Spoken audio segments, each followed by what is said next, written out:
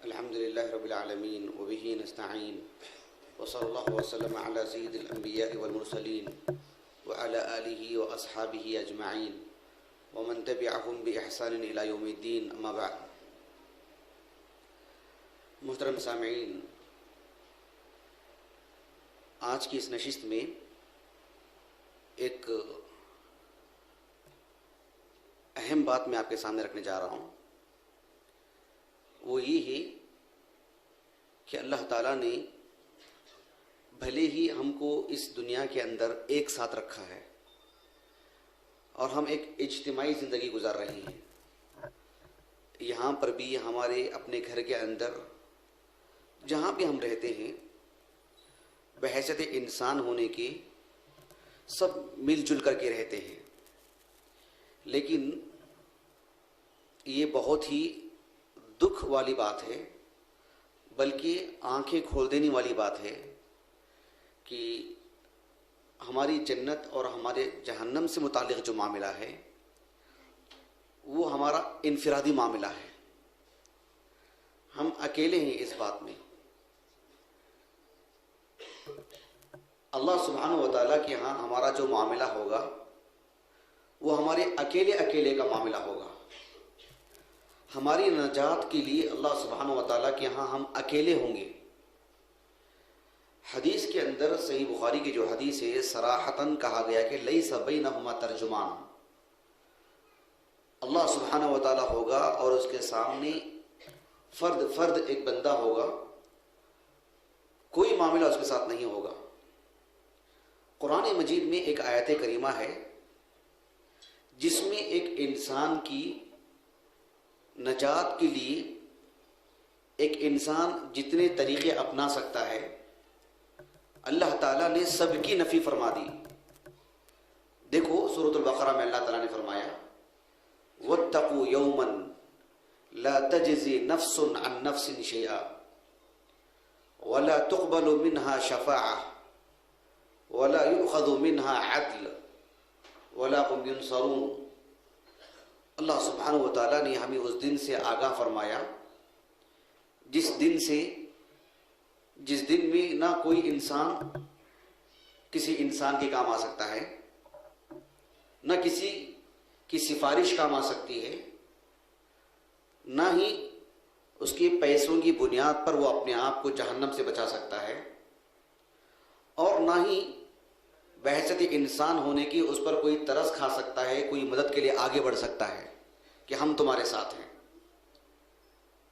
اللہ سبحانہ و تعالیٰ نے ہم کو جو پیدا فرمایا، اور ہم اگر مسلمان ہیں، ہمارے پاس اللہ کی توفیق سے نیکیاں ہیں، ہماری مال کو اللہ تعالیٰ کے راستے میں ہم نے لگایا ہے اور اپنے ساتھ رہنے والوں کی ہم نے خیر خواہی کی ہے اور اللہ سے جوڑا ہے، تو پھر اللہ کی توفیق سے یہ سب چیزیں کام آئیں گی. نہ ہونے کی صورت میں پھر کوئی کام نہیں آئیں گے. اللہ تعالیٰ نے قرآن مجید میں اس بات کو اتنے مقامات پر بیان فرمایا کہ ہر ایک کا اپنا ذاتی معاملہ ہوگا. یہاں جس طرح سے ہم چاہتے ہیں سمجھتے ہیں کہ میرے ساتھ وہ اور یہ ہیں، میرے والدین ہیں، میرے عزیز و اقارب ہیں، اور ہمارے پاس چلو پیسہ بھی ہے اور پھر سب کچھ، یہ اس دنیا کے حد تک اللہ نے رکھا ہے اور یقیناً ایک طاقت ہے یہ. لیکن نجات کے لیے یہ سب اپنے آپ میں اصل میں طاقت نہیں ہے. اللہ رب العالمین سورۃ مریم میں بیان فرمایا ان کل من فی السماوات والارض الا آتی الرحمن عبدا. ان کل من فی السماوات والارض الا آتی الرحمن عبدا لقد احصاهم وعدهم عدا وَكُلُّهُمْ آتِيهِ يَوْمَ الْقِيَامَةِ فَرْدًا. اللہ تعالیٰ نے فرمایا کہ زمین و آسمان میں جو بھی ہیں سب اللہ سبحانہ و تعالیٰ کے ہاں ایک بندہ، ایک غلام، اور عبدیت ان کے اندر ہوگی، بندگی ان کے اندر ہوگی، ایک بندہ بن کے وہ آئیں گے. اللہ سبحانہ و تعالیٰ سب کو گھیر کے رکھا ہے، اور فرد کون ہے سب کو گن کے رکھا ہے اللہ تعالیٰ. ایک ہوتا ہے کہ سب کو سمیٹ کے رکھنا، اور دوسرا ہے کہ کون کون ہے معلوم ہونا، سب معلوم ہے اللہ کو. وَكُلُّهُمْ آتِيهِ يَوْمَ الْقِيَامَةِ فَرْدًا، اور اللہ کے ہاں سامنا ہوگا ایک ایک کر کے. میری جگہ میں تم جائیں ایسے کوئی معاملہ نہیں.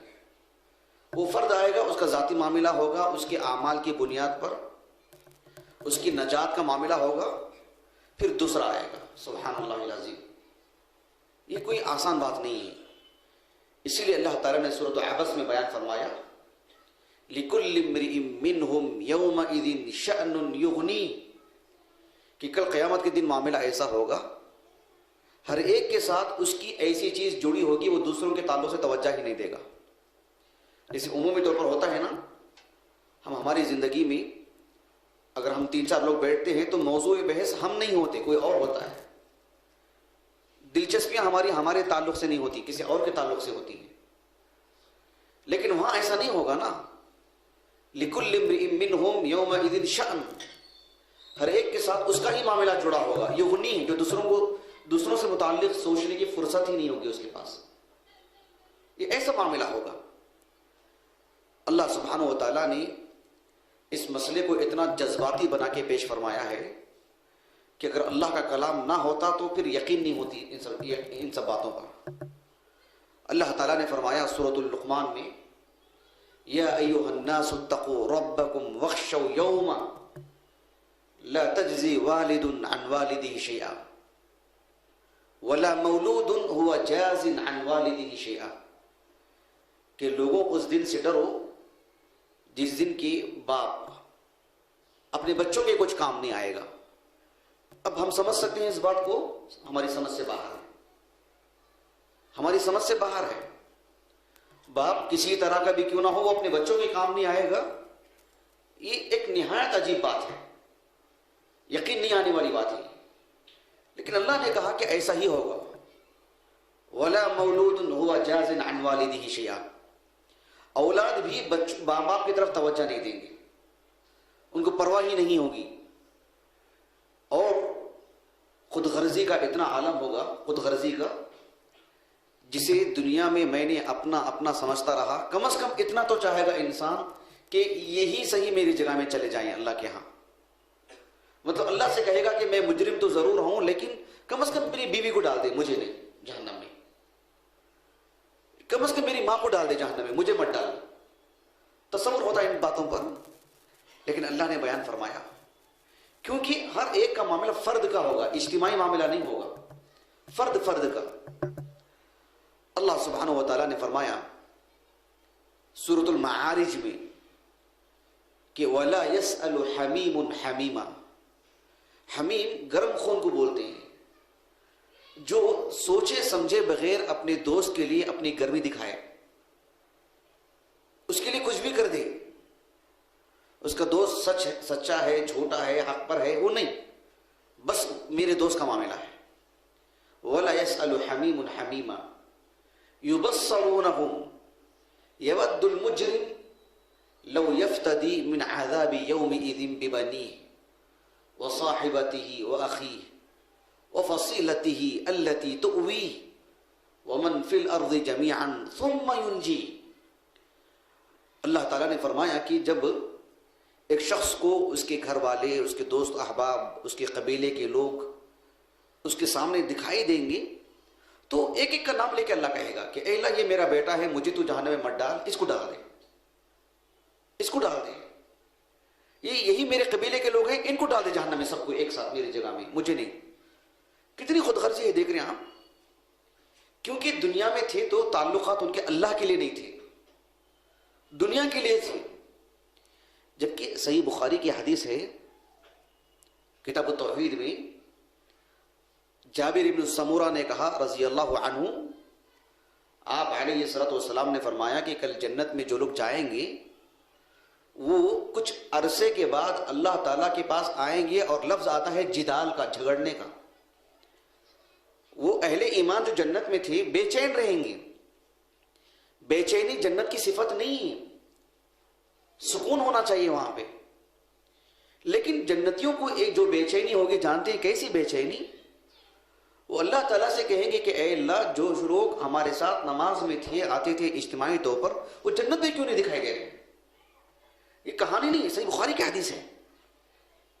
ایک ایمان والا اپنے لیے اتنی گرمی دکھاتا ہے اللہ تعالیٰ سے، اور اللہ تعالیٰ انہیں پورا موقع دیتا ہے کہ جاؤ جہنم میں جا کے نکال کے لاؤ ان کو، اور وہ نکال کے لائیں گے.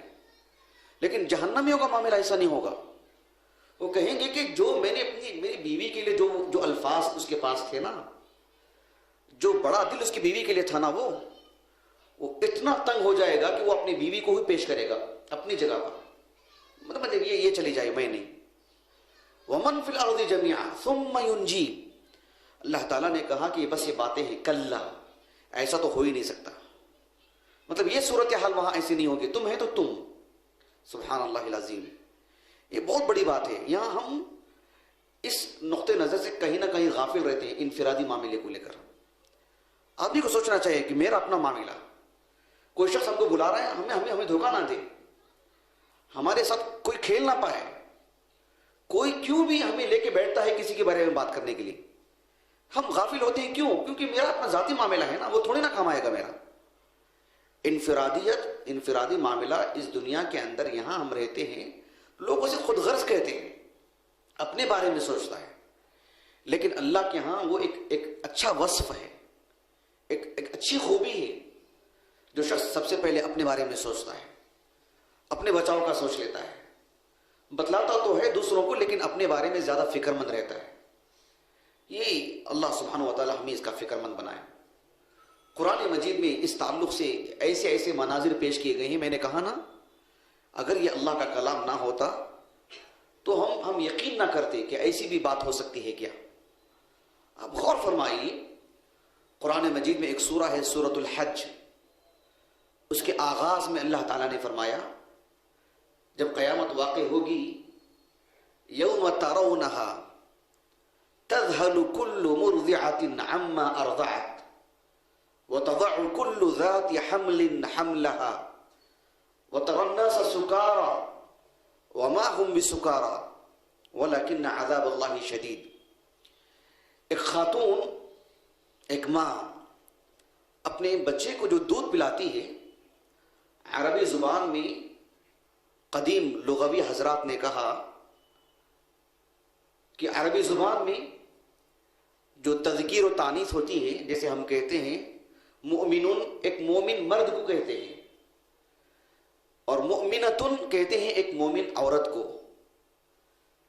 مسلمون جیسے کہتے ہیں ایک مسلم مرد کو، مسلمتن ویسے ہی کہتے ہیں ایک مسلم عورت کو. لیکن کچھ خاص ایسے صفات ہوتے ہیں جس میں صرف عورت ہی کے لیے وہ کہے جاتے ہیں، وہ الفاظ مرد کے لیے نہیں کہے جاتے. جیسے مرضعتن کہتے ہیں دودھ پلانے والی عورت، اگر وہ تائے مدورہ نکال دے مرضعون تو مرد کے لیے کہتے ہیں وہ لفظ؟ ہرگز نہیں. مرضعون کہیں تب بھی عورت کے لیے، مرضعتن کہیں تب بھی عورت کے لیے. فرق واضح ہوا آپ کو؟ لیکن یہ باریک سا فرق یہ ہے کہ مرضعون ایسی صورت میں عورت کو کہتے ہیں جس کے اندر بچے کو دودھ پلانے کی قوت اور صلاحیت ہو. لیکن جب فعلاً پلا رہی ہوتی ہے اسے اس وقت مرضعتن کہتے ہیں، اس عمل کو انجام دیتے وقت. اللہ تعالیٰ نے کہا یوم ترونہا تذہل کل مرضعۃ عما ارضعت. ایک خاتون یعنی عملی طور پر پلا رہی ہوتی ہے، اپنی نجات اور اپنے مسئلے کو لے کر وہ اپنے شیرخوار بچے کی طرف بھی توجہ نہیں دیتی ہے. ہم تصور کر سکتے ہیں یہاں پر کلیجہ منہ کو آ جاتا ہے. کوئی بھی ماں ایسا نہیں کرتی ہے. شاید ہی کائنات میں کوئی ایسی ماں ہو، کتنی ہی سخت دل کیوں نہ ہو، ماں ہونے کے اعتبار سے ایسا نہیں کر سکتی ہے. اللہ نے ایسا نظام رکھا ہی نہیں ہے. لیکن جب انفرادی طور پر بچنے کی بات آتی ہے تو یہ صورتحال بھی واقع ہوگی، یہ کہنا مقصود ہے. تو پھر ہماری اپنی نجات کے بارے میں ہم کیوں دوسروں سے متعلق سوچتے ہیں، دوسروں سے متعلق باتیں کرتے ہیں؟ ہمیں اپنی نجات کی فکر دامنگیر کیوں نہیں ہوتی؟ لوگ ہمارے بارے میں سوچ کے یہ کیوں نہیں کہتے کہ یہ کس بارے میں فکر مند ہے؟ ہمیں اپنے بارے میں فکر مند ہونا چاہیے. قرآن مجید میں اس تعلق سے آیتیں تو بہت ہیں، کتنے سنا ہے ہم آپ کو. ایک حدیث مبارکہ ملاحظہ فرمائیں، صحیح بخاری کی حدیث ہے. آپ علیہ الصلوۃ والسلام کے ایک صحابی ابو ہریرہ رضی اللہ عنہ وہ کہتے ہیں کہ جب قرآن مجید کی وہ آیت کریمہ، کتاب التفسیر کی حدیث ہے، جب قرآن مجید کی ایک سورہ ہے سورۃ الشعراء، اس میں ایک آیت ہے، اللہ نے فرمایا وَأَنذِرْ عَشِيرَتَكَ الْأَقْرَبِينَ کہ اے اللہ کے رسول آپ اپنے قرب و جوار کے لوگوں کو پہلے ڈراؤ، پھر دائرہ بڑھائیے۔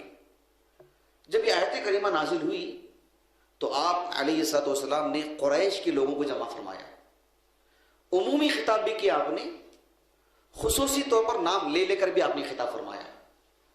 اللہ کے رسول نے کہا صلی اللہ علیہ وسلم یا بنی کعب بن لوئی انقذوا انفسکم من النار، کہ کعب بن لوئی اس قبیلے سے آپ نے خطاب کیا اور کہا کہ دیکھو تم اپنے آپ کو جہنم سے بچا لو۔ یا مرہ بن کعب، یا بنی مرہ بن کعب انقذوا انفسکم من النار، اے مرہ بن کعب کے آل اولاد اپنے آپ کو جہنم سے بچا لو۔ اللہ کے رسول نے کہا صلی اللہ علیہ وسلم یا بنی عبد شمس انقذوا انفسکم من النار، یا بنی عبد مناف انقذوا انفسکم من النار، یا بنی ہاشم انقذوا انفسکم من النار، یا بنی عبد المطلب انقذوا انفسکم من النار۔ آخر میں آپ نے فرمایا یا فاطمۃ انقذی نفسکی من النار۔ اللہ کے رسول علیہ السلام نے ایک ایک قبیلے کا نام لیا آپ نے، اور یہ بھی فرمایا کہ فاطمہ بھلے ہی میرا ایک ٹکڑا ہے، تم نجات کے لیے اپنا ذاتی معاملہ ہے۔ فاطمہ رضی اللہ عنہ صحیح بخاری کی حدیث کے مطابق سیدۃ نساء اہل الجنہ ہے، جنت کی خواتین کی سردار۔ جانتے ہیں کیوں؟ اللہ کے رسول علیہ السلام کی بیٹی ہیں اس لیے؟ واللہ ہرگز نہیں۔ اللہ کے رسول پر ایمان لائے اس لیے، اللہ کے دین کے لیے قربانیاں دی اس لیے، وہ ایک الگ موضوع ہے کہ ان کی قربانیاں کیا تھیں، لیکن محض اللہ کے رسول کی بیٹی ہیں اس وجہ سے نہیں۔ ویسے ہوتے تو ہر نبی کا گھرانہ سب سے پہلے جنت میں جاتا، اللہ کے ہاں ایسا نظام نہیں ہے۔ اسی لیے اللہ کے رسول نے کہا صلی اللہ علیہ وسلم فاطمہ تم دنیا میں مجھ سے کچھ لینا تو لے لو، فَإِنِّي لَا أَمْلِكُ لَكُم مِّنَ اللَّهِ شَيْئًا، دنیا میں جتنی میری طاقت ہے جو میں ایک عام آدمی کرتا ہے وہ میں کر لوں گا آپ کے ساتھ۔ نجات آپ کا اپنا مسئلہ، آپ سمجھ رہے ہیں نبی کے گھرانے کی بات ہے۔ نجات کا معاملہ اکیلے کا ہے، نجات کا معاملہ انفرادی ہے۔ میں، میری بیوی، میں، میرے ماں باپ، میں، میرے بچے، میں، میرے دوست احباب، سب خوش رہتے ہیں، ایک ساتھ کھانے کے لیے بیٹھتے ہیں تو، ایک ساتھ گھر میں رہتے ہیں تو، ایک ساتھ کہیں جاتے ہیں تو، عبادتیں بھی کبھی کبھار پوری فیملی ایک ساتھ انجام دیتی ہے۔ نجات کا مسئلہ اکیلے کا، فرد کو بلایا جائے گا، اس کے بارے میں ہی گفتگو ہوگی، کوئی آس پاس رہے گا ہی نہیں، کسی کو اس کے بارے میں پوچھا ہی نہیں جائے گا، نہیں ہم نے کیا وہ دیکھے تھے، ہم نے کیا انہوں نے سنا تھا، وہاں کیا تھا، سبحان اللہ یہ رب العالمین کا معاملہ ہے۔ انی حفیظ علیم کہا قرآن نے کہ اللہ سبحانہ و تعالی حفیظ، بندے کا لمحہ لمحہ اللہ جانتا ہے، حفاظت کر کے رکھا ہے، اللہ علیم ہے۔ اللہ کو نہ کسی کی شاہد کی ضرورت ہے، نہ اللہ سبحانہ و تعالیٰ کے لیے اللہ سبحانہ و تعالیٰ کے علم سے کوئی چیز فوت ہونے والی ہے۔ تو اس لیے انفرادی معاملہ بہت ہی عجیب ہوتا ہے۔ ہمارا اپنا کوئی معاملہ ہو، ہم دنیا میں کسی پر تھوپ سکتے ہیں، اللہ کے ہاں نہیں کر سکتے۔ اب قرآن مجید پڑھ کر کے دیکھو، اللہ تعالیٰ نے سورۃ الانعام میں بیان فرمایا وَلَا تَكْسِبُ كُلُّ نَفْسٍ إِلَّا عَلَيْهَا وَلَا تَزِرُ وَازِرَةٌ وِزْرَ أُخْرَى۔ اس طرز کی آیتیں قرآن مجید میں 7-8 جگہوں پر ہیں۔ جو نفس جو معاملہ انجام دے گی اس نفس کا بوجھ اسی پر ہوگا۔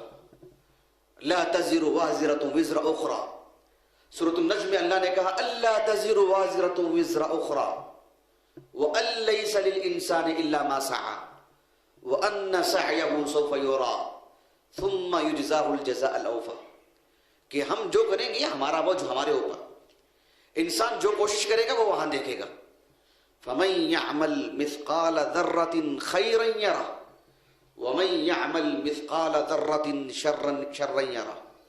کوئی چیز چھپنے والی نہیں ہے. تو ہمیں اس بارے میں بہت فکر مند ہونا چاہیے. جہاں ہم دوسروں کے بیہی خواہ ہوتے ہیں، سب سے زیادہ اپنی نجات کے بارے میں فکر مند ہونا چاہیے. اس لیے کہ کل قیامت کے دن ہم کسی کو دیکھیں گے نہیں. برہنہ ہوں گے تو بھی ہم کسی کو دیکھیں گے، ہمارے پاس توجہ نہیں ہوگی. ہماری اپنی ذاتی مشغولیت ہی بہت ہوگی. یہاں ہم جس قدر اللہ کی طرف رجوع کرتے ہیں بہت موقع ہے.